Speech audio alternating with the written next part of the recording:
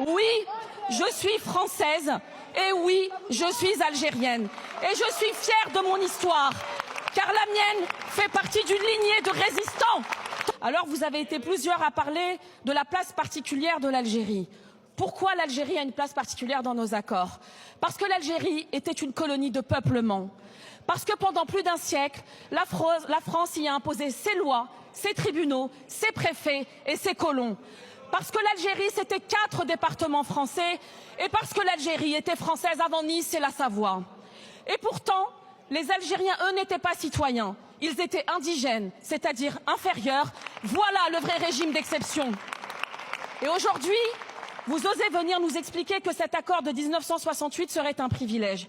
Le seul privilège, c'est celui dont ont bénéficié les tortionnaires, les racketteurs de guerre, les nostalgiques de l'Algérie française, qui n'ont jamais été jugés et qui se sont réfugiés durant des années dans l'Espagne franquiste.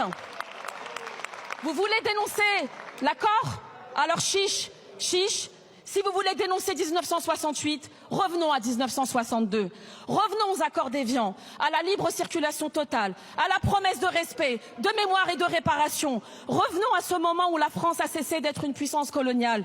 Vous voulez le même traitement que les Australiens, c'est ce que vous avez indiqué, mais savez-vous même que les Australiens sont exemptés de visa pour venir en France, que la France n'a jamais colonisé l'Australie.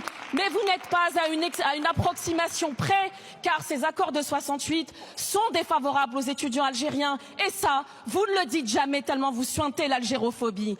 Vous préférez lier immigration et insécurité, alors que c'est bien dans vos rangs qu'on le retrouve le plus de délinquants condamnés pour xénophobie et antisémitisme.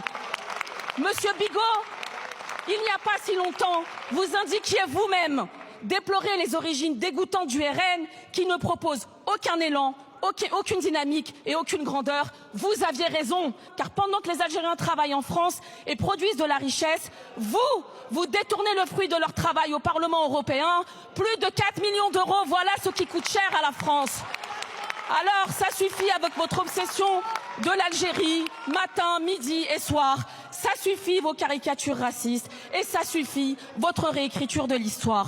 Vous êtes tellement à court d'arguments qu'avant même que je prenne la parole tout à l'heure, j'entendais déjà « voilà l'ingérence étrangère venant de vos bancs ».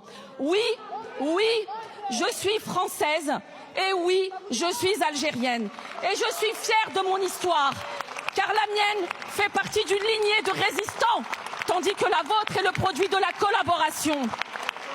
Mon grand-père, lui, était au front pour la France, à combattre le fascisme, pendant que Jean-Marie Le Pen, lui, aiguisait son couteau pour torturer les Algériens et nouer des alliances avec les Waffen-SS pour fonder votre parti politique.